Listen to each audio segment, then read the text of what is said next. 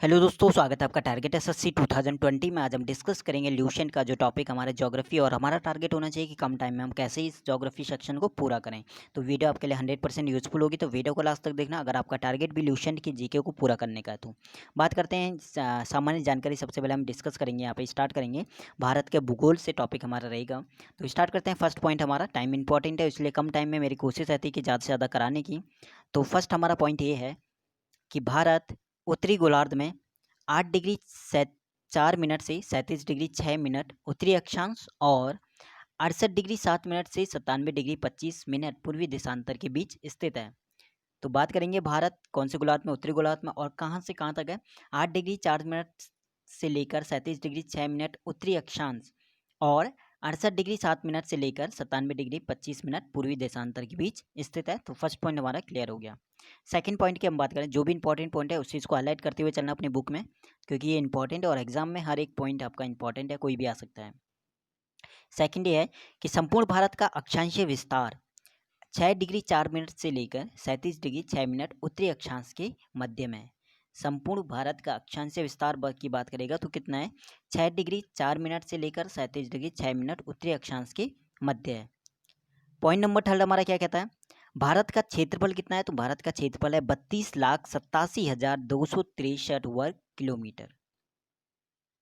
Next, क्षेत्रफल के दृष्टिकोण से भारत का स्थान पूछता है, तो क्षेत्रफल के दृष्टिकोण से भारत का स्थान विश्व में आता है 7वें नंबर पे, और बाकी देखिए भारत का स्थान आता है 7वें नंबर पे। किसमें, क्षेत्रफल के हिसाब से। जनसंख्या के दृष्टिकोण से ही विश्व में भारत का स्थान कौन सा आता है, दूसरा आता है। तो सबसे पहले हम क्षेत्रफल की दृष्टि से देख लें कि भारत से पहले 6 देश कौन कौन से हैं। तो वो 6 देश हमारे हैं रूस, कनाडा, चीन, संयुक्त राज्य अमेरिका, ब्राज़ील और ऑस्ट्रेलिया। और उसके बाद आता है भारत, और उसके बाद हमारा 8वां देश जो आता है अर्जेंटीना। क्षेत्रफल के हिसाब से भारत जो है पूरे विश्व का कितना क्षेत्रफल है, भारत के पास 2.42%, 2.42% है। जबकि जनसंख्या, पूरे विश्व की जनसंख्या में भारत का कितना है, 17.5% भारत की जनसंख्या है। ये हमारा बताता है 2011 की जनगणना, और जो अगली होगी वो हमारी 2021 में होगी। ठीक है, अब बात करते हैं जनसंख्या में, या भारत आता है दूसरे नंबर पे। तो हमें और देश की बात करें तो फर्स्ट पे हमारा आता है चाइना, दूसरे पे भारत, तीसरे पे संयुक्त राज्य अमेरिका, चौथे पे इंडोनेशिया, पांचवे पे हमारा ब्राज़ील, फिर पाकिस्तान, बांग्लादेश और रूस। तो ये आपको सीक्वेंस भी याद करना है, क्योंकि कोई भी आपका पूछ सकता है कि जनसंख्या की दृष्टि से, जरूरी नहीं भारत का कौन सा क्रम आ सकता है, पूछेगा जनसंख्या की दृष्टि से अमेरिका कौन से नंबर पे आता है या फिर ब्राज़ील कौन से नंबर पे आता है, क्योंकि क्वेश्चंस को थोड़ा वो चेंज करेगा। ऐसे ही हमारा पूछता है क्षेत्रफल की दृष्टि से, पूछ लेता है कि ऑस्ट्रेलिया कौन से नंबर पे आता है। तो सभी आपको करने हैं, कम से कम 7 या 8 कंट्री आपको स्टार्टिंग से करने हैं। नेक्स्ट हम बात करते हैं, नेक्स्ट पॉइंट, भारत का उत्तर से दक्षिण में विस्तार कितने किलोमीटर तक है। तो भारत का उत्तर से दक्षिण में, यानी ऐसे करके विस्तार कितने किलोमीटर है, तो वो है 3,214 किलोमीटर। और पूरब से पश्चिम की बात करें तो पूरब से पश्चिम है 2,933 किलोमीटर। नेक्स्ट है, भारत की स्थल सीमा की लंबाई वो है 15,200 किलोमीटर, और तटीय भाग की लंबाई वो है 7,516.5 किलोमीटर। परंतु मुख्य भूमि के तटीय भाग की लंबाई वो है 6100 किलोमीटर। तो ये हमारा फर्स्ट यहाँ पे हो चुका है पेज। और फर्स्ट पेज में हमने देखा कि भारत जो है उत्तरी गोलार्ध यानी 8 डिग्री 4 मिनट से लेकर 37 डिग्री 6 मिनट उत्तरी अक्षांश और 68 डिग्री 7 मिनट से लेकर 97 डिग्री 25 मिनट पूर्वी देशांतर के बीच है। भारत का संपूर्ण भारत का अक्षांशीय विस्तार की बात करें तो 6 डिग्री 4 मिनट से लेकर 37 डिग्री 6 मिनट उत्तरी अक्षांश के बीच है। भारत का क्षेत्रफल की बात करें तो 32,87,263 किलोमीटर है। क्षेत्रफल के हिसाब से भारत का रैंक बताते हैं कौन से नंबर पे आता है, तो 7वें नंबर पे। जनसंख्या के दृष्टिकोण से भारत आता है दूसरे नंबर पे। संपूर्ण क्षेत्रफल जो भारत का आता है विश्व में वो है 2.42%, और जनसंख्या की बात करें तो भारत की जनसंख्या है 17.5%। उसके बाद भारत का उत्तर से दक्षिण की ओर विस्तार बोले तो 3,214 किलोमीटर, और पूरब से पश्चिम की ओर विस्तार बोले तो 2,933 किलोमीटर। भारत की स्थल सीमा की लंबाई 15,200 किलोमीटर, तटीय भाग की लंबाई 7,516.5 किलोमीटर, और मुख्य भूमि के तटीय भाग की लंबाई वो है 6100 किलोमीटर। नेक्स्ट हम बात करते हैं भारत के 7 पड़ोसी देशों की सीमाओं की लंबाई। तो सबसे ज़्यादा जो लंबाई है भारत के कौन सा पड़ोसी देश है जिसकी लंबाई सबसे ज़्यादा है भारत के साथ, तो वो है बांग्लादेश और वो कितनी है उनकी 4096.7। उसके बाद आता है चाइना की चीन जो कि है 3488.8। उसके बाद पाकिस्तान 3323.0। उसके बाद नेपाल 1751, म्यांमार 1643, भूटान 699, अफगानिस्तान 106। और कुल लंबाई बोलें जो भारत की है दो पड़ोसी देशों से मिलती है वो है 15,116.7 किलोमीटर। तो इसमें क्वेश्चन किस टाइप से आता है, क्वेश्चन हमारे दो क्वेश्चन इसमें बन सकते हैं कि भारत की जो पड़ोसी देश है उसमें सबसे लंबी सीमा कौन सी कंट्री की है भारत के साथ, तो वो है बांग्लादेश की 4096.7। सबसे कम सीमा पूछता है कौन से देश की है, तो वो है अफगानिस्तान की 106 किलोमीटर। अब बात करते हैं बांग्लादेश से भारत के कौन कौन से राज्य मिलते हैं, असम, मेघालय, मिजोरम, त्रिपुरा और पश्चिम बंगाल। चीन से भारत के कौन कौन से राज्य मिलते हैं, जम्मू कश्मीर, हिमाचल प्रदेश, उत्तराखंड, सिक्किम और अरुणाचल प्रदेश। पाकिस्तान से भारत के कौन से राज्य मिलते हैं, गुजरात, राजस्थान, पंजाब, जम्मू कश्मीर। नेपाल से भारत के कौन से राज्य मिलते हैं, उत्तर प्रदेश, बिहार, पश्चिम बंगाल, सिक्किम और उत्तराखंड। म्यांमार से भारत के कौन से राज्य मिलते हैं, अरुणाचल प्रदेश, नागालैंड, मिजोरम और मणिपुर। भूटान से भारत के कौन से राज्य मिलते हैं, सिक्किम, असम, पश्चिम बंगाल, अरुणाचल प्रदेश। अब बात करते हैं अफगानिस्तान से, जम्मू कश्मीर। नेक्स्ट है भारत के कुल, ये नोट है इंपॉर्टेंट, भारत के कुल 17 पड़ोस राज्य जो है पड़ोसी देशों की सीमाओं से जुड़ते हैं। नेक्स्ट है भारत की जलीय सीमा यानी समुद्री सीमा से 7 देश लगे हुए हैं, तो वो कौन से देश हैं। भारत की जलीय सीमा से पूछ सकता है या समुद्री सीमा से कौन कौन से देश लगे हुए हैं भारत से, तो वो है पाकिस्तान, मालदीव, श्रीलंका, बांग्लादेश, म्यांमार, थाईलैंड और इंडोनेशिया, जो कि भारत के जलीय सीमा से या फिर समुद्री सीमा से लगे हुए हैं। भारत की जल और स्थल सीमा से लगे देश कौन कौन से, भारत की जल और स्थल सीमा से लगे हुए देश वो हैं बांग्लादेश, म्यांमार और पाकिस्तान। अगला बात करते हैं भारत का सबसे दक्षिणतम पॉइंट कौन सा है। अगर ऐसे बोलिए दक्षिणतम यानी ये वाला पॉइंट बोलेगा, तो दक्षिणतम पॉइंट भारत का है वो है इंदिरा पॉइंट, जो कि कहाँ पे है, निकोबार द्वीप समूह में स्थित है। और इसका नाम आप कह सकते हो इसे क्या कहते हैं, दूसरा नाम पिगमिलियन पॉइंट भी इसे कहा जाता है। बात करते हैं यह भूमध्य रेखा से 876 किलोमीटर दूर है।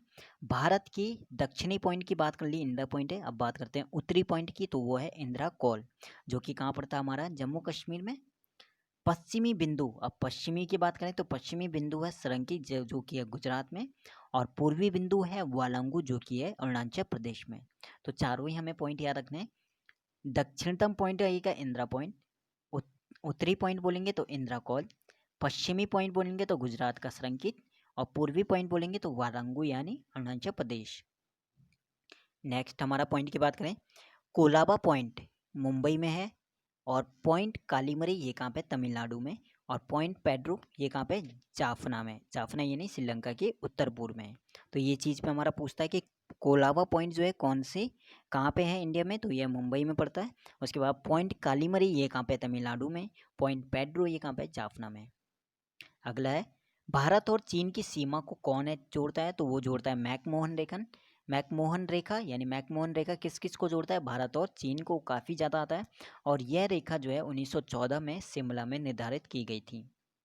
उसके बाद भारत और अफगानिस्तान के बीच कौन सी रेखा है, ड्यूरेंट रेखा है, जो कि 1896 में सर ड्यूरेंट द्वारा निर्धारित की गई थी। और ये रेखा जो है अफगानिस्तान और, अब ये रेखा पहले तो ये भारत और अफगानिस्तान के बीच थी ड्यूरेंट रेखा, लेकिन जो कि 1896 में सर ड्यूरेंट द्वारा निर्धारित की गई, लेकिन अब ये जो रेखा है वो अफगानिस्तान और पाकिस्तान के बीच में है।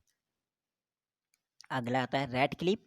रेड क्लिप किस किस के बीच में है, भारत और पाकिस्तान के बीच में, जो कि 15 अगस्त 1947 को सर सी जे रेड क्लिप द्वारा निर्धारित की गई थी। नेक्स्ट पॉइंट बनता है दक्षिण में श्रीलंका भारत से पाक जल संधि से और मन्नार की खाड़ी द्वारा अलग होता है। तो इसमें काफ़ी हमारे इंपॉर्टेंट पॉइंट थे जो कि हर एग्जाम में आपके पूछे जाते हैं। और वो पॉइंट क्या है, पूछता है कि भारत का सबसे दक्षिणतम बिंदु कौन सा है, तो वो हमारा है इंदिरा पॉइंट। पूछता है भारत का सबसे उत्तरी पॉइंट कौन सा है, वो आता है इंदिरा कौल। पूछता है भारत का सबसे पूर्वी पॉइंट कौन सा है, तो पूर्वी आता है वालंगू यानी अरुणाचल प्रदेश। और पूछता है भारत का पश्चिमी पॉइंट कौन सा है, तो वो है संरक्षित गुजरात। नेक्स्ट पूछता है कि मेक मोहन रेखा किस किस को अलग कर किस किस को जोड़ता है, तो वह है भारत और चीन को। उसके बाद पूछता है कि ड्यूरेंट रेखा तो वो किस किस के बीच में, वो है अफगानिस्तान और पाकिस्तान के बीच। अगला पूछता है कि रेड क्लिफ रेखा किस किस के बीच में, तो वह है भारत और पाकिस्तान। और पाक जल संधि या मन्नार की खाड़ी से कौन कौन से कंट्री या कौन कौन से देश अलग होते हैं, वो होता है श्रीलंका और भारत। यहाँ पे देखिए बॉक्स में इन्होंने कुछ दिया हुआ है, इस चीज़ को भी आप पढ़ लेना। बांग्लादेश सबसे लंबा संबद्ध राज्य जो बांग्लादेश से है वो है पश्चिम बंगाल का।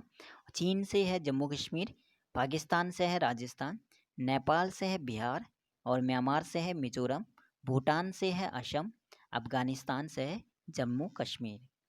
तो ये चीज़ आपको नोट करना है। अगला बात करते हैं, यहाँ तक हम कर चुके हैं पिछले वाले पेज में, इससे आगे हम करते हैं यहाँ से स्टार्ट।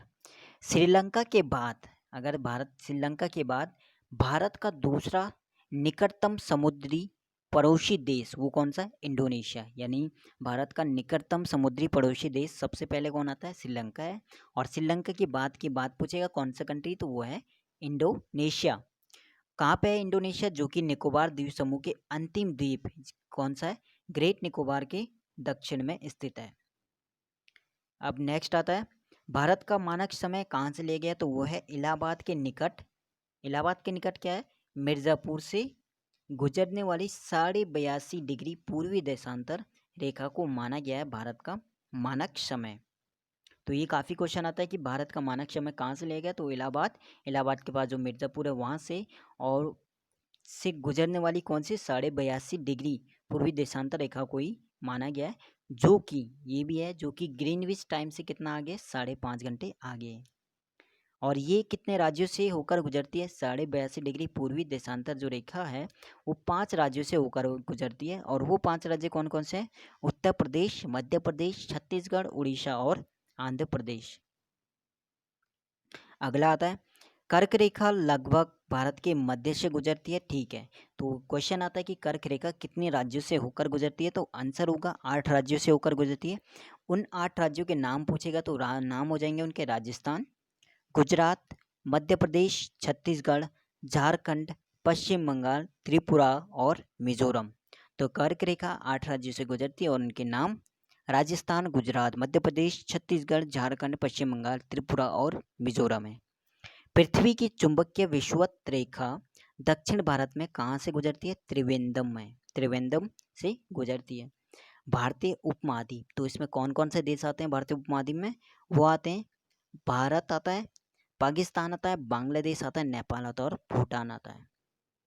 तो यहाँ से हमारे कौन से क्वेश्चन स्पेस से बनते हैं, तो स्पेस से हमारे क्वेश्चन बनेंगे कि भारत का दूसरा निकटतम पड़ोसी देश, समुद्री पड़ोसी देश कौन सा है, इंडोनेशिया, और फर्स्ट पे कौन सा, श्रीलंका। अगला आता है भारत को जो मानक समय है वो कहाँ से लिया गया है, वो लिया गया इलाहाबाद के पास मिर्ज़ापुर से, और जो कि 82.5 डिग्री पूर्वी देशांतर रेखा को माना गया। और ये जो है ग्रीनविच समय से 5.5 घंटे आगे है। और ये 5 राज्यों से होकर गुजरती है, वो है उत्तर प्रदेश, मध्य प्रदेश, छत्तीसगढ़, उड़ीसा, आंध्र प्रदेश। अगला आता है कर्क रेखा, तो कर्क रेखा 8 राज्यों से गुजरता है, वो है राजस्थान, गुजरात, मध्य प्रदेश, छत्तीसगढ़, झारखंड, पश्चिम बंगाल, त्रिपुरा और मिजोरम। उसके बाद आता है भारतीय उपमहाद्वीप में कितने देश सम्मिलित हैं, तो उसमें आते हैं हमारे 5 देश, भारत, पाकिस्तान, बांग्लादेश, नेपाल और भूटान। अगला हम बात करते हैं भारतीय राज्यों में सबसे बड़ी लंबी जो तटरेखा है वो किसकी है, तो वो आती है गुजरात। तो भारतीय राज्यों में गुजरात राज्य की तटरेखा सर्वाधिक लंबी है, और पूछता कितनी है, तो 1663 किलोमीटर है। इसके बाद किसकी है, आंध्र प्रदेश की तटरेखा सबसे लंबी है। भारत के 9 राज्य जो है वो की तटरेखा से लगे हुए हैं, भारत के 9 राज्य तटरेखा से लगे हुए हैं। और वो राज्य कौन कौन से, एक होता है गुजरात, महाराष्ट्र, गोवा, कर्नाटक, केरल, तमिलनाडु, आंध्र प्रदेश, उड़ीसा, पश्चिम बंगाल। तो क्वेश्चन हमारा ये बनता है कि भारत के राज्यों में किस राज्य की तटरेखा सबसे लंबी है, तो वह गुजरात की, और कितनी है, 1663 किलोमीटर। दूसरे नंबर पर किस राज्य की सबसे लंबी तटरेखा है, आंध्र प्रदेश की। अब नेक्स्ट है पूर्वोत्तर भारतीय राज्यों में कौन कौन आते हैं। पूर्वोत्तर यानी पूर्व की साइड के राज्य हैं, उनमें कौन कौन से आते हैं। उनमें आता है नागालैंड, मणिपुर, अरुणाचल प्रदेश और सिक्किम। ठीक है, और इनकी सीमाएं जो है बांग्लादेश से नहीं मिलती है। तो ये भी क्वेश्चन आता है कि इनमें से कौन सा स्टेट है जिसकी सीमा बांग्लादेश से नहीं मिलती है। तो वो स्टेट हो जाएंगे हमारे नागालैंड, मणिपुर, अरुणाचल प्रदेश, सिक्किम। अगला आता है अरुणाचल प्रदेश की सीमा जो है पूरब में म्यांमार से, पश्चिम में भूटान से और उत्तर में चीन से मिलती है। तो अरुणाचल प्रदेश एक ऐसा स्टेट है जिसकी सीमा 3 कंट्री से मिलती है। और पूरब में बात करें तो म्यांमार से, पश्चिम में बात करते हैं तो ये भूटान से और उत्तर में बात करते हैं तो चीन से मिलती है। अगला है 3 और बांग्लादेश से घिरा हुआ राज्य कौन सा है। तो वो हो जाएगा त्रिपुरा। 3 और बांग्लादेश से घिरा राज्य कौन सा हो जाएगा, त्रिपुरा। अगला आता है असम और अरुणाचल प्रदेश के बीच जो सीमा है वो कौन सी नदी बनाती है। वो बनाती है संकोश नदी। संकोश नदी जो है असम और अरुणाचल प्रदेश के बीच सीमा बनाती है। अगला आता है यांग्याप दर्रा। बहुत ज़्यादा इंपॉर्टेंट ये टॉपिक है, यांग्याप दर्रा। यांग्याप दर्रा के पास ब्रह्मपुत्र नदी जो कि भारत में प्रवेश करती है। और जोजिला दर्रे का निर्माण किससे होता है, सिंधु नदी द्वारा। सिपकिला का निर्माण किससे होता है, सतलज नदी द्वारा। और जेलेप्चा का निर्माण किससे होता है, तीस्ता नदी द्वारा हुआ है। तो बहुत ज़्यादा इंपॉर्टेंट क्वेश्चन ये आता है कि जो यांग्याप दर्रा है उसका निर्माण किससे हुआ है। तो वो हुआ है ब्रह्मपुत्र नदी से। दूसरा, सिपकिला का निर्माण सतलज नदी से। और तीसरा आता है जेलेप्चा का निर्माण तीस्ता नदी से होता है। और जोजिला दर्रे का वो होता है सिंधु नदी द्वारा। तो ये भी बहुत ज़्यादा इंपॉर्टेंट क्वेश्चन हमारा इस पेज में बनते हैं। तो बात करते हैं नेक्स्ट पेज की। तो नेक्स्ट पेज हम देख वीडियो को लास्ट, यहाँ पे एक पॉइंट आपका रह गया जो कि इम्पोर्टेंट है, भारत के प्रमुख दर्रे और कौन से स्टेट में कौन सा है। तो देखिए यहाँ पे जम्मू कश्मीर, क्योंकि अब स्टेट नहीं रहा तो चेंज, तो कहीं ना कहीं ऑप्शन में आपको दे देगा वो, तब भी तो देता है तो ठीक है, वरना देख ऑप्शन के अकॉर्डिंग आपको ये आंसर लगाना पड़ेगा। कराकोरम दर्रा पड़ता है हमारे जम्मू कश्मीर, जोजिला दर्रा जम्मू कश्मीर, पीर पंजाल जम्मू कश्मीर में, बनिहाल जम्मू कश्मीर में, बुर्जिल दर्रा हमारा पड़ता है जम्मू कश्मीर। तो जम्मू कश्मीर के कौन कौन से हैं, कराकोरम, जोजिला, पीर पंजाल, बनिहाल और बुर्जिल दर्रा। उसके बाद हिमाचल प्रदेश में 3 आते हैं, एक आता है सिपकिला दर्रा, रोहतांग दर्रा और बारालाचा दर्रा। ये तीनों आते हैं हमारे हिमाचल प्रदेश में। उसके बाद लिपुलेख दर्रा, ये कहाँ पर पड़ता है, उत्तराखंड में। लिपुलेख दर्रा हमारा आता है उत्तराखंड में। उसके बाद यहाँ पे पहले दर्रे खत्म कर लेते हैं। उसके बाद आता है माना दर्रा जो कि उत्तराखंड में ही आता है। नीति दर्रा ये भी उत्तराखंड में आता है। और नाथुला दर्रा ये भी हमारा कहाँ आता है, सिक्किम में। तो हिमाचल प्रदेश में भी 3 आते थे, सिपकिला, रोहतांग और बारालाचा। उत्तराखंड में भी 3 है, लिपुलेख, माना और नीति। और जो नाथुला दर्रा है वो कहाँ पड़ता है, सिक्किम में। अब यहाँ से स्टार्ट करते हैं। यहाँ से हमने पढ़ लिया कि पूर्वोत्तर भारतीय राज्य कौन से जो बांग्लादेश से जिनकी सीमाएं नहीं मिलती हैं। तो वो नागालैंड, मणिपुर, अरुणाचल प्रदेश और सिक्किम। अरुणाचल प्रदेश मैंने बोला था एक ऐसा स्टेट है जिसकी सीमा जो है 3 देशों से मिलती है। तो पूरब में वो मिलती है म्यांमार से, पश्चिम में मिलती है भूटान से और उत्तर में मिलती है चीन से। उसके बाद 3 ओर से घिरा, जो बांग्लादेश से 3 ओर से घिरा राज्य कौन सा है, तो वो है त्रिपुरा। संकोश नदी क्या करता है, संकोश नदी असम और अरुणाचल प्रदेश के जो बीच सीमा है उसे बनाती है। उसके बाद यांग्याप दर्रे, किसी के पास ब्रह्मपुत्र नदी भारत में प्रवेश करती है। अच्छा, जोजिला दर्रे का निर्माण हुआ सिंधु नदी से, सिपकिला का हुआ सतलज नदी से, जेलेप्चा का हुआ तीस्ता नदी से। तो ये चीज़ हम पहले भी कर चुके हैं। जम्मू कश्मीर के लद्दाख क्षेत्र में कौन है, कराकोरम दर्रा। और भारत का सबसे ऊंचा दर्रा की बात करें तो वो है, जो कि भारत का सबसे ऊंचा दर्रा है, 5624 किलोमीटर है। और जो यहाँ से चीन को जाने वाली एक सड़क भी बनाई गई है। अगले पेपर की बात करते हैं।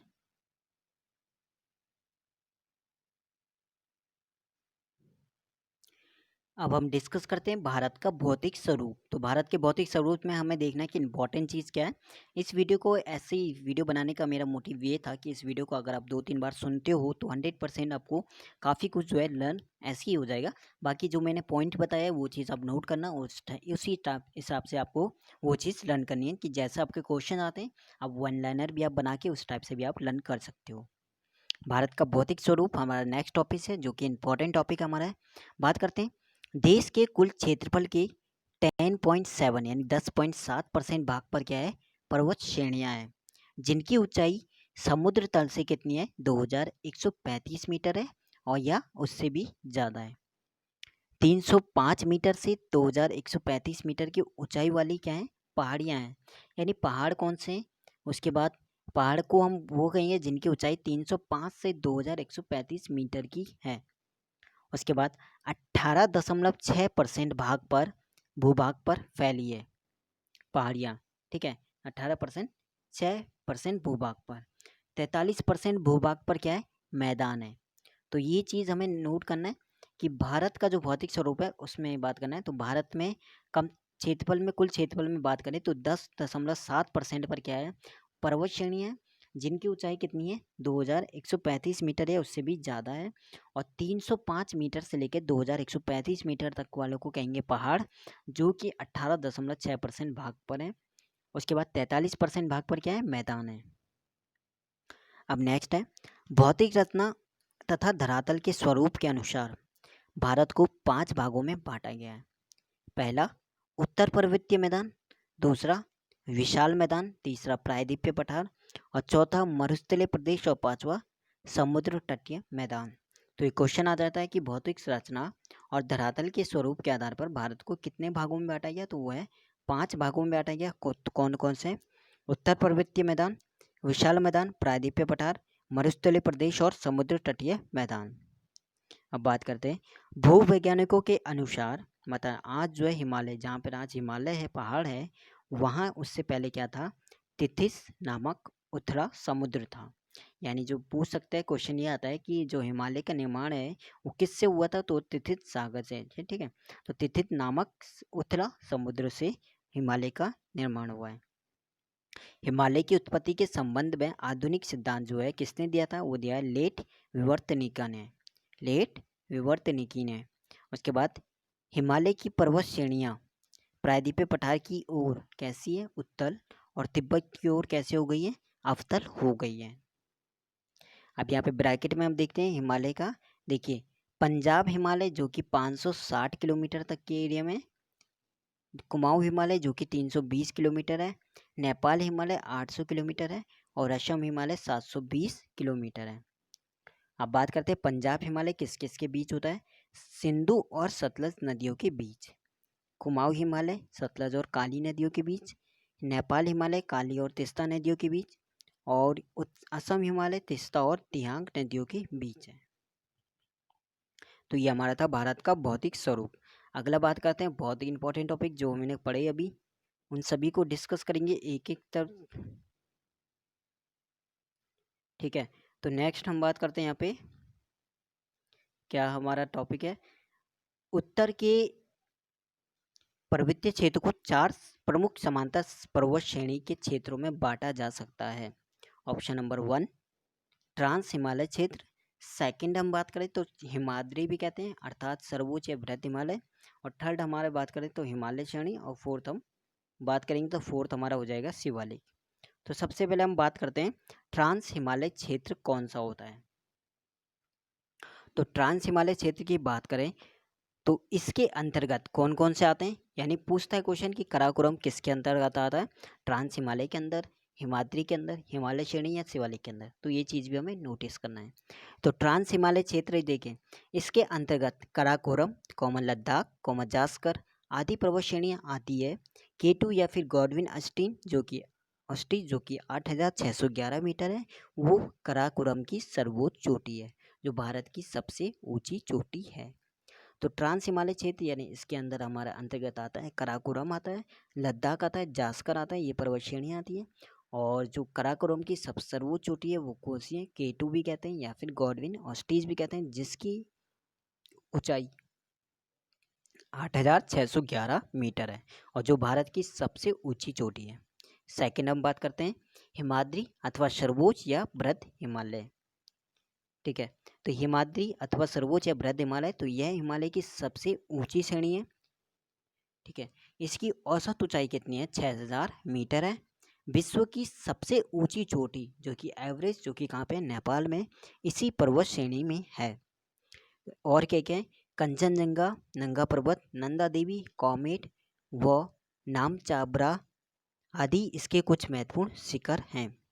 अब यहाँ पे नोट है, बृहद हिमालय लघु हिमालय से मेन सेंट्रल थ्रस्ट के द्वारा अलग होती है।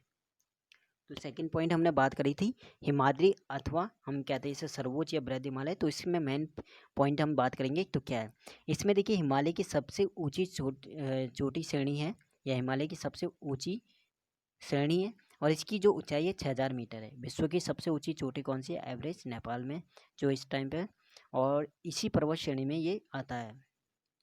उसके बाद इसमें क्या क्या आता है, कंचनजंगा पर्वत, नंदा देवी, कॉमेट और नामचाब्रा इसके कुछ प्रमुख शिखर हैं।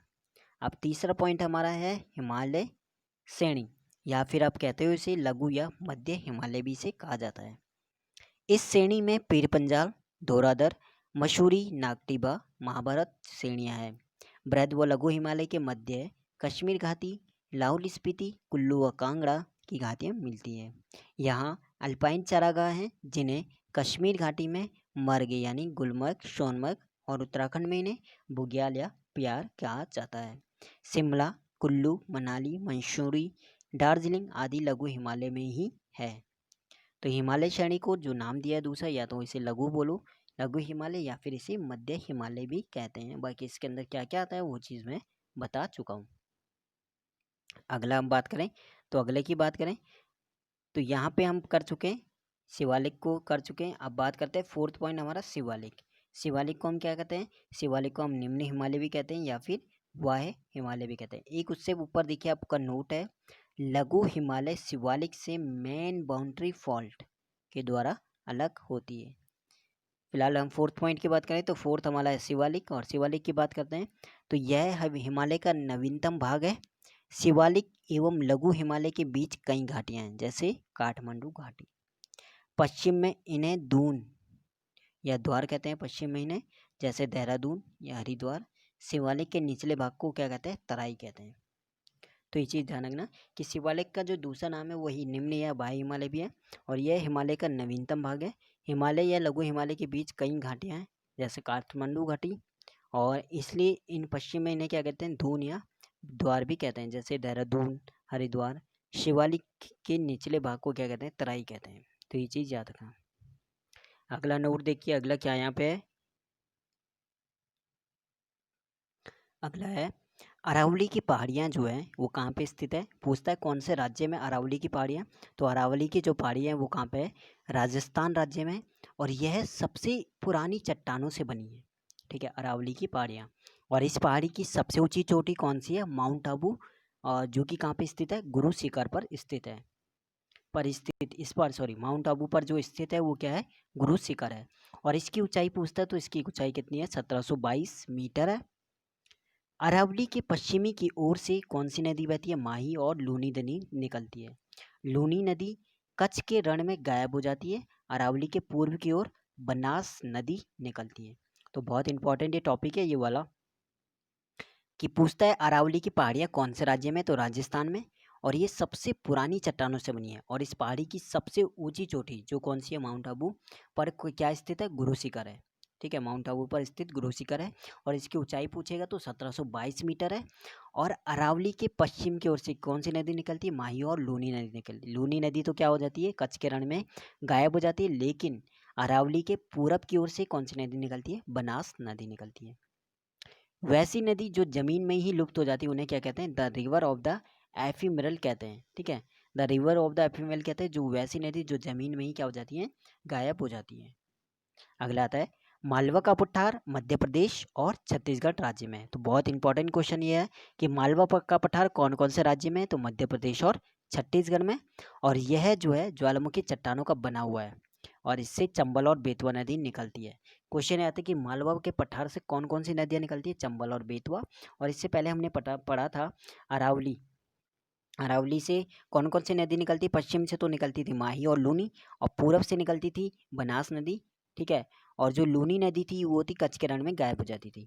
और अब आता है कि मालवा का पठार, मालवा का पठार सबसे पहले कहाँ पे स्टेट है, कौन से स्टेट में, मध्य प्रदेश और छत्तीसगढ़। मालवा का पठार जो है ज्वालामुखी चट्टानों का बना हुआ है, और इससे नदियाँ निकलती है, चंबल और बेतवा नदी निकलती है। अगला आता है विंध्याचल का पठार। विंध्याचल का पठार कौन कौन से राज्य में है, तो ये हमारा है झारखंड में, उत्तर प्रदेश और छत्तीसगढ़ राज्य में। और यह किससे बना हुआ है? परतदार चट्टानों से कब बना है? विंध्याचल पर्वतमाला उत्तर भारत को दक्षिण भारत से अलग करता है। इंपॉर्टेंट पॉइंट ये भी है, क्वेश्चन ये आता है कि उत्तर भारत को दक्षिण भारत से अलग करता है कौन सी पर्वतमाला? तो वो है विंध्याचल पर्वतमाला। अब नेक्स्ट हम बात करते हैं कि मैकॉल पठार। ठीक है, नेक्स्ट है मैकॉल पठार। ये कहाँ पे है? छत्तीसगढ़ में। जितने भी पठार यहाँ पे आए हुए हैं सब इंपॉर्टेंट है, पूछता है कौन से स्टेट में कौन सा पठार है और उनसे कौन कौन सी नदियाँ निकलती हैं। तो मैकॉल पठार कहाँ पे है? छत्तीसगढ़ में। मैकॉल पहाड़ी का सर्वोच्च शिखर पूछेगा तो कौन सा है? अमरकंटक, जो कि कितनी ऊंचाई कितनी है? 1036 मीटर है। और ये भी क्या है? पुरानी चट्टानों को बना हुआ ये क्या है? ब्लॉक पर्वत है। कैसा पर्वत है? ब्लॉक। और इसके पश्चिम की ओर से इंपॉर्टेंट है कौन सी नदियाँ इससे निकलती है? मैकॉल पठार जो छत्तीसगढ़ में, उससे कौन सी नदी निकलती है? तो इसके पश्चिम से नदी निकलती है नर्मदा नदी, उत्तर से निकलती है सोन नदी और दक्षिण की तरफ से निकलती है कौन सी? महानदी। तो पूछता है नर्मदा नदी, सोन नदी, महानदी जो है कौन से पठार से निकलती है? वो है मैकॉल पठार, और जो कि कहाँ पे है? छत्तीसगढ़ में। अगला बहुत ही ज़्यादा इम्पॉर्टेंट, छोटा नागपुर स्थित रांची का पठार। छोटा नागपुर स्थित कौन सा पठार? रांची का पठार। ये संप्राय मैदान का उदाहरण है। छोटा नागपुर पठार को क्या कहा जाता है? बहुत ज़्यादा इंपॉर्टेंट है, भारत का रूढ़ यानी खनिज भंडार की दृष्टि से भारत का सबसे संपन्न भी कहा जाता है। इसे कहा जाता है भारत का रूढ़। किसे कहा जाता है? छोटा नागपुर पठार को। अब आता है सतपुड़ा की पहाड़ियाँ। ये कहाँ पे है? मध्य प्रदेश में स्थित है सतपुड़ा की पहाड़ियाँ। ये ज्वालामुखी चट्टानों से बनी हुई है और इनकी सबसे ऊंची चोटी कौन सी है सतपुड़ा की पहाड़ी का? वह है धूपगढ़ी, और कितना मीटर ऊंचा है? 1350 मीटर, जो महादेव पर्वत पर स्थित है। और इसके पूर्वी हिस्से से कौन सी नदी निकलती है? ताप्ती नदी। तो सतपुड़ा की पहाड़ी जो कि ज्वालामुखी चट्टानों से बना हुआ है, और इसकी सबसे ऊंची चोटी कौन सी है? धूपगढ़ी, 1350 मीटर, जो कि महादेव पर्वत पर स्थित है। और इसके पूरब के हिस्से से कौन सी नदी निकलती है? ताप्ती नदी। नदियाँ बहुत ज़्यादा इंपॉर्टेंट है। अगला पश्चिमी घाट, यह पर्वत। पश्चिमी घाट की बात कर रहा है। पश्चिमी घाट यह पर्वत ताप्ती नदी के मुहाने से लेकर, ठीक है, मुहाने से लेकर कुमारी अंतरिप तक लगभग 1600 किलोमीटर में विस्तृत है। पश्चिमी घाट की बात कर रहा है कि यह ताप्ती नदी के मुहाने से लेकर कुमारी अंतरिप तक लगभग 1600 किलोमीटर में विस्तृत है, और इसकी ऊंचाई जो है 1200 मीटर है। पश्चिमी घाट से उत्तर में गुजरात, सौराष्ट्र प्रदेश में गिर की पहाड़ियाँ मिलती है। ठीक है, यानी पूछता है गिर की पहाड़ियाँ कहाँ पे मिलती है? तो यह है पश्चिमी घाट के से उत्तर में। पश्चिमी घाट से उत्तर में गुजरात के सौराष्ट्र प्रदेश में मिलती है, जो एशियाई सिंह के लिए प्रख्यात है। बहुत ज़्यादा इंपॉर्टेंट है। गिर की पहाड़ियाँ किस लिए इंपॉर्टेंट है? एशियाई सिंह के लिए। अब ये ज़्यादा ये दर्रा जो है थालघाट, बोरघाट, पालघाट, सिनकोट, ये इतना इंपॉर्टेंट नहीं है, तो इसे यहाँ पे छोड़ देना। बाकी वीडियो का सभी पार्ट देखना। ज्योग्राफी का ये पार्ट 1 है, पार्ट 2 भी देखना, क्योंकि वहाँ पे आगे डिस्कस होगा। और इस चीज़ को मैंने बोल दिया है कि जितना ज़्यादा आप सुनोगे उतना ज़्यादा आपको लर्न होगा। तो एक बार 2 बार जितने बार भी आप सुनो, एक दिन में आधी वीडियो एक साथ ही पूरी वीडियो मत सुनो, थोड़ी थोड़ी करके आप करते हो, तो ये आपके लिए बहुत ज़्यादा हेल्पफुल रहेगा। तो मैं भी इसी टाइप से मैंने किया है, तो मुझे भी इस चीज़ का फ़ायदा बेनिफिट मिला है इस टाइप से करने में, तो इसलिए मैंने यह वीडियो बनाई आपके लिए भी। तो आप भी इस टाइप से कर सकते हो, बहुत ज़्यादा हेल्पफुल आपके लिए रहेगा। अगला बात करते हैं ढक्कन का पठार। पूछता है ढक्कन का पठार, जितने भी पठार आए हैं इंपॉर्टेंट है, कहाँ पे है? महाराष्ट्र राज्य में। और यह ज्वालामुखी वैसाल चट्टानों का बना हुआ है। यह काली मिट्टी का क्षेत्र है, और इसके पश्चिमी हिस्से में क्या है? सह्याद्री की पहाड़ी है। और सह्याद्री की सबसे ऊंची चोटी कौन सी है? कालसुबाई। सह्याद्री की सबसे ऊंची चोटी कौन सी है? कालसुबाई। और महाबलेश्वर भी सह्याद्री की एक प्रमुख चोटी है, जहाँ से क्या निकलती है? कृष्णा नदी निकलती है। महाबलेश्वर सह्याद्री की एक प्रमुख चोटी है, और जहाँ से क्या निकलती है? कृष्णा नदी निकलती है। और इस पठार के पूर्वी भाग को क्या कहा जाता है? विदर्भ कहा जाता है। तो दक्कन का पठार कितना ज़्यादा इंपॉर्टेंट है, कहाँ पे ये है? महाराष्ट्र में। यह ज्वालामुखी विशाल चट्टानों को बना है, काली मिट्टी का क्षेत्र है, और इसके पश्चिमी हिस्से में सह्याद्री की पहाड़ियाँ हैं। सह्याद्री की सबसे ऊंची चोटी बहुत ज़्यादा इंपॉर्टेंट है, कालसुबाई है। और महाबलेश्वर भी क्या है? सह्याद्री की चोटी है, और जहाँ से क्या निकलती है? कृष्णा नदी निकलती है। और इस पठार के पूर्वी भाग को क्या कहा जाता है? विदर्भ कहा जाता है। अगला है धारवाड़ का पठार। धारवाड़ का पठार कौन से राज्य में पड़ता है? तो ये पड़ता है हमारा कर्नाटक राज्य में। धारवाड़ का पठार की बात करें तो यह परिवर्तित चट्टानों से बना है और इस पठार के पश्चिमी भाग में बाबा बुदन की पहाड़ी और परमागढ़ी की पहाड़ी है। तो बहुत ज़्यादा इंपॉर्टेंट है। धारवाड़ का पठार सबसे पहला स्टेट पूछेगा, कर्नाटक राज्य है। इस पठार के पश्चिम में क्या क्या है?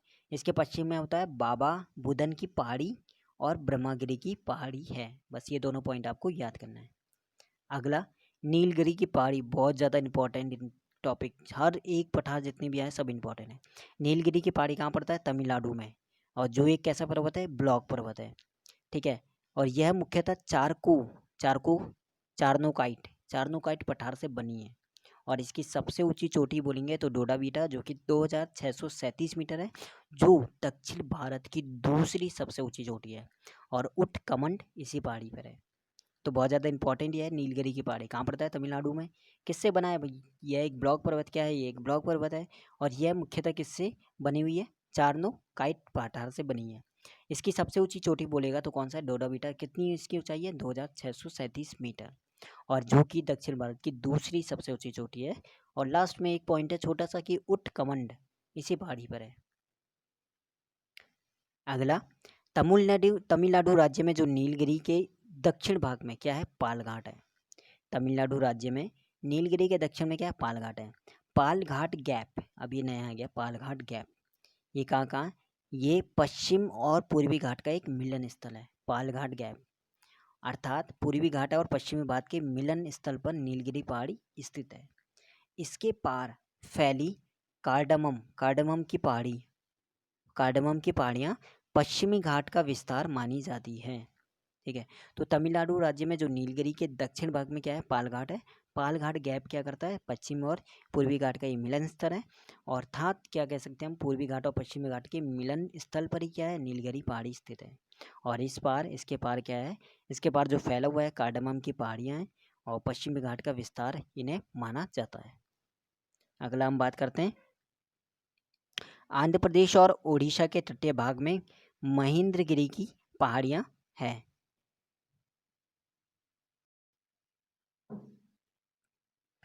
भारत के पूर्वी समुद्री तट को निम्न भागों में बांटा गया है।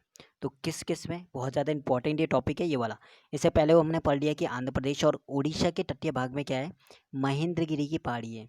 उसके बाद नेक्स्ट हम पढ़ लें, भारत के पूर्वी समुद्री तट को निम्न भागों में बांटा गया है। तो इंपॉर्टेंट है, कन्याकुमारी से कृष्णा डेल्टा तक का तट क्या कहलाता है? कन्याकुमारी से कृष्णा डेल्टा तक का तट कहलाता है कोरोमंडल तट। उसके बाद कृष्णा डेल्टा से गोदावरी डेल्टा तक का तट क्या कहलाता है? गोलकुंडा तट।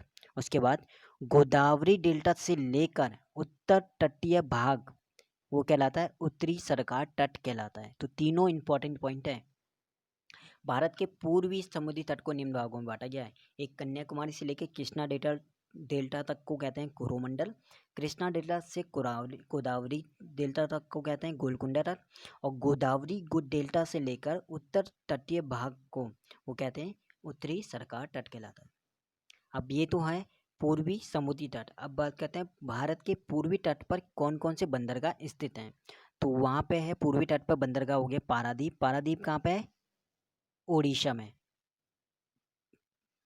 कोलकाता आपको पता है पश्चिम बंगाल। विशाखापट्टनम जो कि आंध्र प्रदेश में।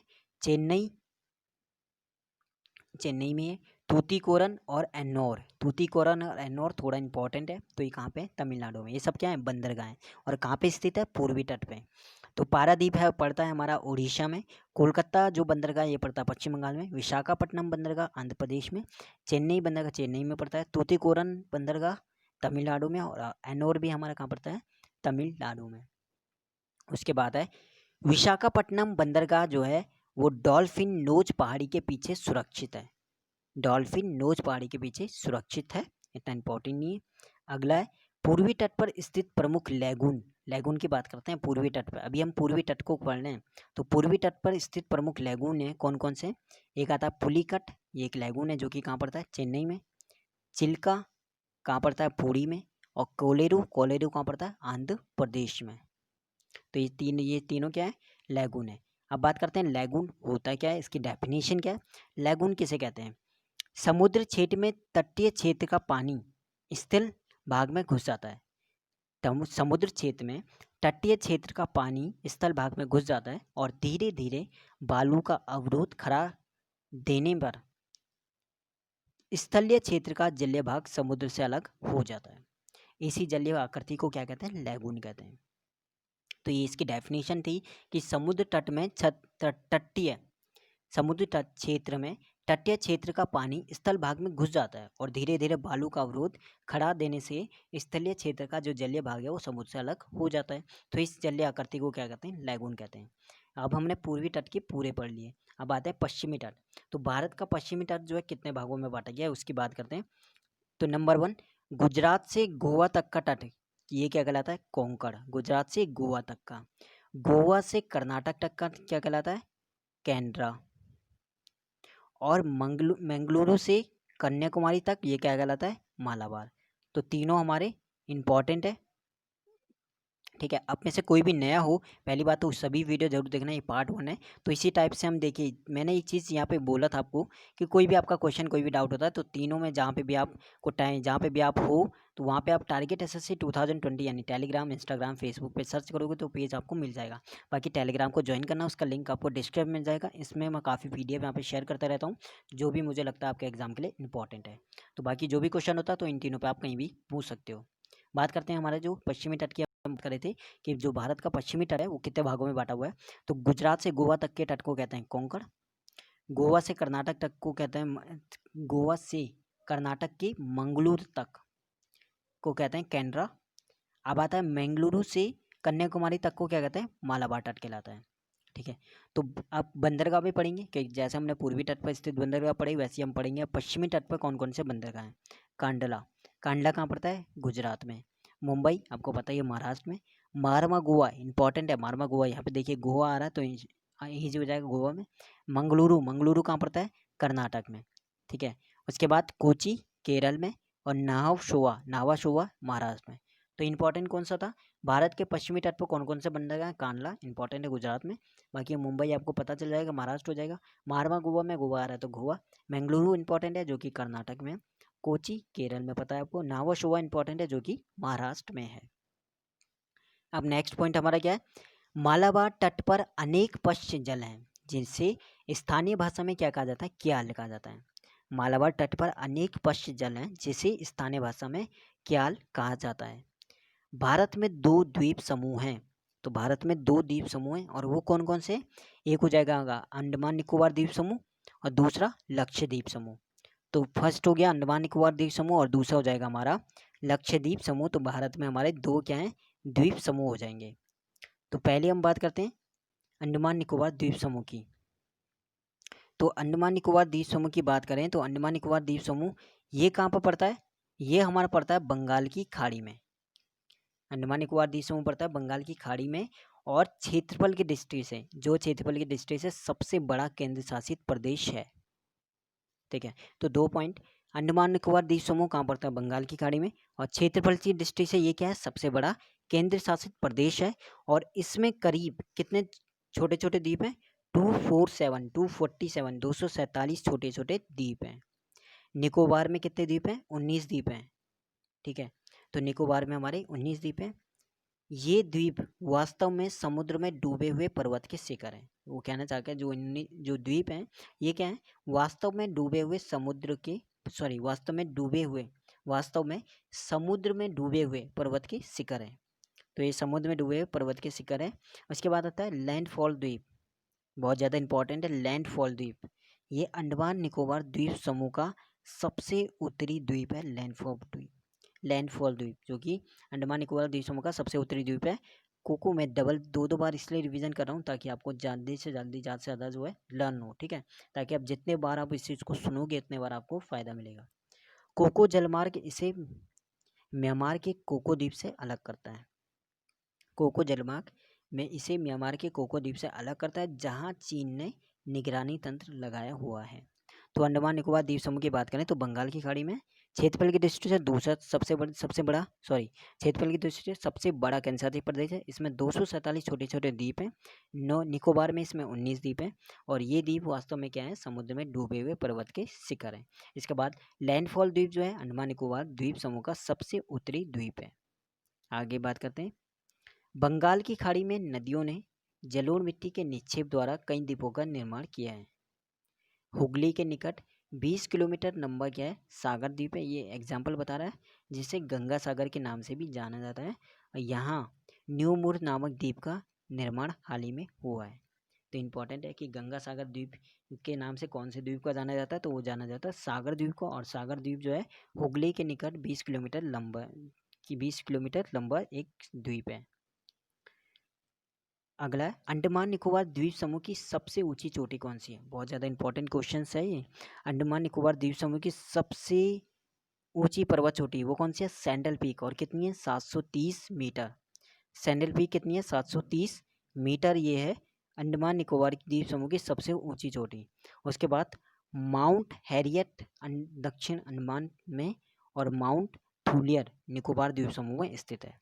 माउंट हैरियट इंपॉर्टेंट है, इस चीज़ को नोट करना। माउंट हैरियट जो है, जो आपको लर्न करने में जिसमें आपको प्रॉब्लम आती है वैसी क्वेश्चन अब एग्जामिनर देता है, तो इस टाइप को याद करना। जो चीज़ आसानी से याद हो जाए उस पर भी फोकस करना, लेकिन जो याद नहीं हो रहा है उस पर ज़्यादा फोकस करना है, क्योंकि अब उसी टाइप के क्वेश्चन आ रहे हैं आपके।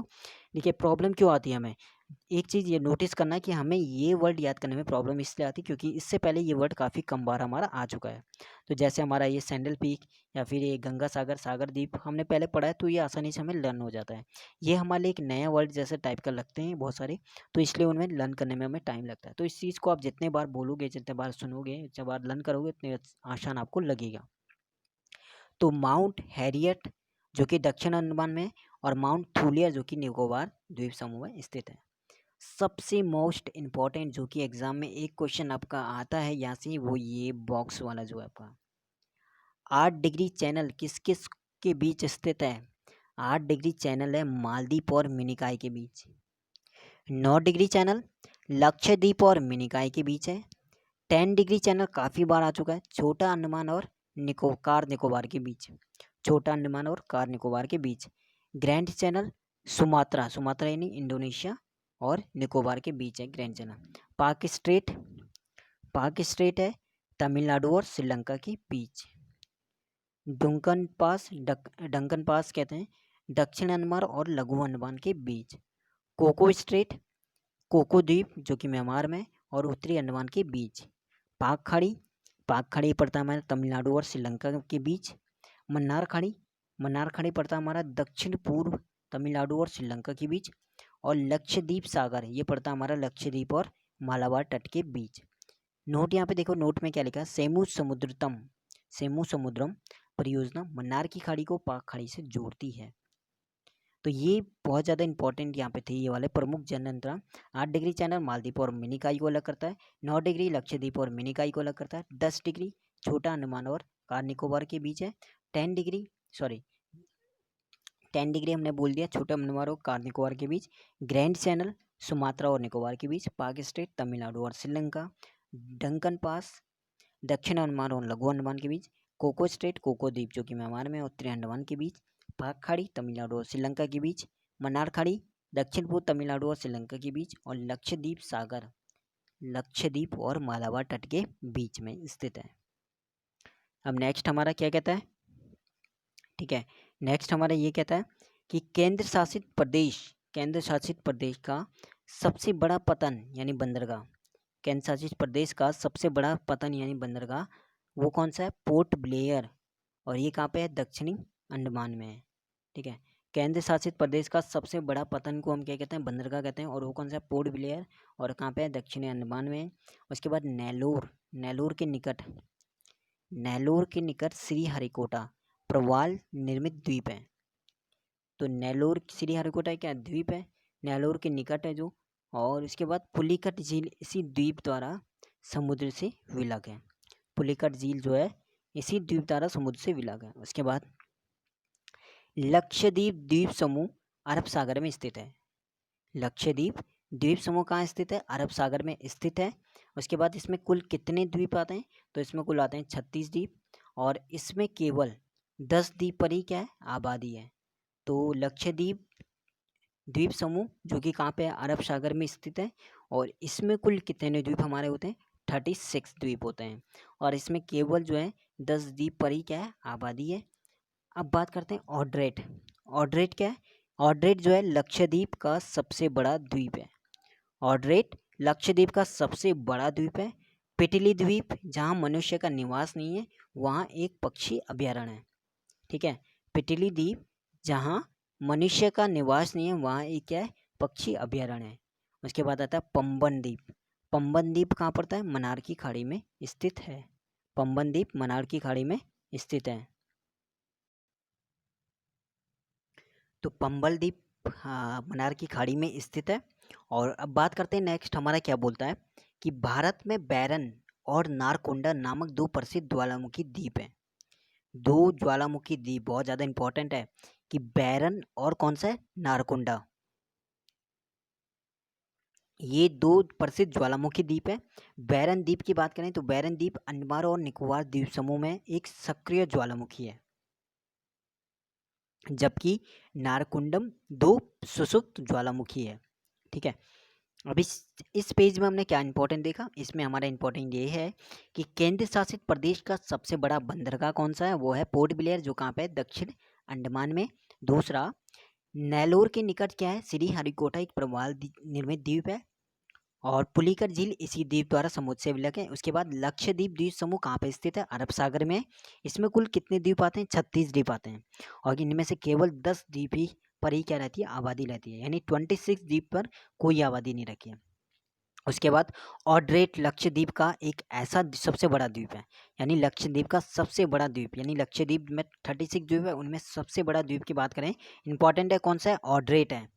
और उसके बाद पिटली द्वीप, पिटली द्वीप जहाँ मनुष्य का निवास नहीं है, वहाँ पर एक क्या है, पक्षी अभयारण्य है, यानी 36 द्वीपों में से एक द्वीप में पक्षी अभयारण्य है, तो वो कौन सा द्वीप आता है, पिटली द्वीप आता है। उसके बाद पंबन द्वीप, पंबन द्वीप कहाँ पड़ता है, मन्नार की खाड़ी में। उसके बाद हमने दो और द्वीप देखे जो कि ज्वालामुखी द्वीप है, कौन कौन से हैं, बैरन और नारकुंडा। बैरन द्वीप बता दिया कि अंडमान और निकोबार द्वीप समूह में एक सक्रिय ज्वालामुखी है, और जबकि नारकुंडम जो है वो कैसा है, वो सुसुप्त ज्वालामुखी है।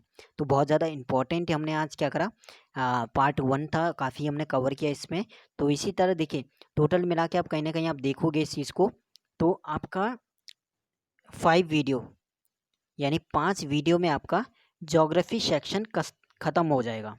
ज्योग्राफी सेक्शन हमारा 5 वीडियो में ख़त्म हो जाएगा, यानी 5 वीडियो, यानी आपको क्या करना, अपना 5 घंटे देने और ज्योग्राफी सेक्शन को ख़त्म करना है, क्योंकि ज्योग्राफी इतना ज़्यादा है, अगर इस टाइप से आप करोगे तो आपको क्या करना है, कम टाइम में आप ज़्यादा कवर कर लोगे आराम से। तो इसलिए क्या करना है, आपको कम अपना टाइम देना है, और इससे क्या होना है कि कम टाइम में आपका काफ़ी ज़्यादा ज्योग्राफी सेक्शन कवर हो जाएगा।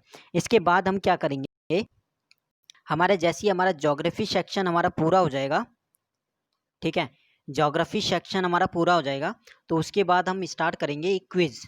ठीक है, जहाँ जहाँ पे अब हम क्विज को एक लाइव आकर भी मैं यहाँ पे कुछ क्वेश्चंस आपसे पूछ सकता हूँ, जैसे लाइव आके उसके बाद आपसे ज्योग्राफी सेक्शन के कुछ इंपॉर्टेंट क्वेश्चंस मैं आपसे पूछ सकता हूँ, और नहीं तो फिर जो क्वेश्चन है कुछ क्वेश्चंस बना के उसके बाद उनका क्विज हम कर सकते हैं। ठीक है, तो ये हमारा ज्योग्राफी सेक्शन का पार्ट 1 था जो हमने कवर किया इस वीडियो में। बाकी नेक्स्ट वीडियो भी इसी टाइप की आपकी रहेगी, तो आपको वो वीडियो भी पूरा देखना है। अगर आप में से किसी ने भी ये वीडियो पूरा देखे तो कमेंट में एक चीज़ ज़रूर बताना कि वीडियो आपको कैसे लगी, और कोई कमी है तो उस चीज़ को भी आपको कमेंट में आप बता सकते हो कि सर ये इम्प्रूवमेंट थोड़ा आप करना पड़ेगा, या इस टाइप से अगर आप कराते हो तो वो और ज़्यादा अच्छा होगा। बाकी वीडियो देखिए सभी इंपॉर्टेंट रहती है, आप इसी टाइप से आप जो ल्यूशन बुक है उसे कर सकते हो। ठीक है, तो इसके बाद जो हमारे टॉपिक रहेंगे, जैसे यहाँ पे कुछ टॉपिक ऐसे हैं, अभी हमने भारत का भूगोल हमने लगभग पूरा कर दिया है। इसके बाद हमारा आ जाएगा रिवर सिस्टम, रिवर सिस्टम हमारा आ जाएगा, और इसके बाद स्टार्टिंग से हम यहाँ पे देखिए नेक्स्ट पार्ट में हम करेंगे आगे से स्टार्टिंग से, तो स्टार्टिंग से काफ़ी हमारा यहाँ पे कवर करना पड़ेगा हमें इसके आगे भी। इसके आगे जैसे मैं क्वेश्चन पूछता हूँ, कुछ क्वेश्चन जैसे मैं और एक्स्ट्रा आपसे पूछता हूँ कि क्वेश्चन आता है कि भूगोल का जनक किसे कहते हैं। ठीक है, तो भूगोल का जनक किसे कहते हैं, तो किसे कहते हैं, हिकेटियस को। भूगोल का जनक कहा जाता है हिकेटियस को। इसके अलावा नेक्स्ट क्वेश्चन हम बात करते हैं। नेक्स्ट क्वेश्चन में कहता हूँ कि विश्व मानचित्र, क्या क्वेश्चन मेरा है कि विश्व मानचित्र का निर्माण करता, विश्व मानचित्र के निर्माण करता किसे कहा जाता है, किन्हें माना जाता है? तो किन्हें माना जाता है, बहुत ज़्यादा इंपॉर्टेंट क्वेश्चन है और बहुत ज़्यादा ये आता है, अनेक्सिमेंडर को। अनेक्सिमेंडर को इसे फर्स्ट कार्टोग्राफर भी हम कहते हैं, जिन्होंने जो है क्या किया था, विश्व का मानचित्र बनाया था। ठीक है, उसके बाद वर्तमान भूगोल का जनक किसे कहा जाता है? वर्तमान भूगोल का जनक किसे कहा जाता है? तो वो जाता है अलेक्जेंडर वॉन हम्बोल्ट को। अलेक्जेंडर वॉन हम्बोल्ट को। कुछ क्वेश्चंस मैं और आपको करा देता हूँ इसमें बोल के, जो आपके लिए इंपॉर्टेंट होंगे। जैसे क्वेश्चन नंबर फर्स्ट आता है कि एक बुक है, बुक का नाम है जस पीरियडस। जस पीरियडस ये बुक है, किसकी ये बुक है? तो ये बुक किसकी है? हिकेटियस की। और जिसका मीनिंग क्या होता है, इसका मतलब होता है पृथ्वी का वर्णन। क्या मतलब होता है इसका? होता है पृथ्वी का वर्णन। हिकेटियस ने अपनी बुक जो है, बुक थी उनकी जस्ट पीरियड, जिसमें उन्होंने क्या बताया, पृथ्वी के वर्णन के बारे में डिस्कस किया है। अब बात करते हैं जैसे ब्रह्मांड। तो ब्रह्मांड का जो बिग बैंग थ्योरी है वो किसने दिया था? ठीक है, बिग बैंग थ्योरी किसने दिया था? तो वो दिया था एबजॉर्ब्स लेमेंटियर ने। एबजॉर्ब्स लेमेंटियर ने क्या दिया था? बिग बैंग थ्योरी दिया था। उसके बाद नेक्स्ट क्वेश्चन आता है कि जो सूर्य है, सूर्य एक गैसीय गोला है, इसमें हाइड्रोजन और हीलियम का जो अनुपात होता है वो कितना होता है? तो सूर्य में यानी सन में हाइड्रोजन, तो हाइड्रोजन का हो जाएगा कितना? 71%। और हीलियम का कितना होता है? हीलियम का होता है 26.5%। और अदर गैसेस कितना होता है? 2.5% होता है। तो ये चीज़ भी आपको ध्यान रखना है। उसके बाद सूर्य की ऊर्जा का स्रोत क्या है? बहुत ज़्यादा इंपॉर्टेंट क्वेश्चन है और आया हुआ है एग्जाम में कि सूर्य क्या ऊर्जा का स्रोत क्या है? तो वो क्या है? नाभिकीय संलयन।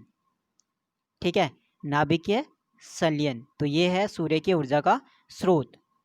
अब बात करते हैं कि सूर्य का जो केंद्रीय भाग होता है, यानी जिसे कहते हैं कोर, कोर, इसका टेम्परेचर कितना होता है? केंद्रीय भाग यानी क्रोड कहते हैं, या कोर भी क्या, इसका कितना होता है? 1.5 इंटू 10⁻⁷ डिग्री सेंटीग्रेड।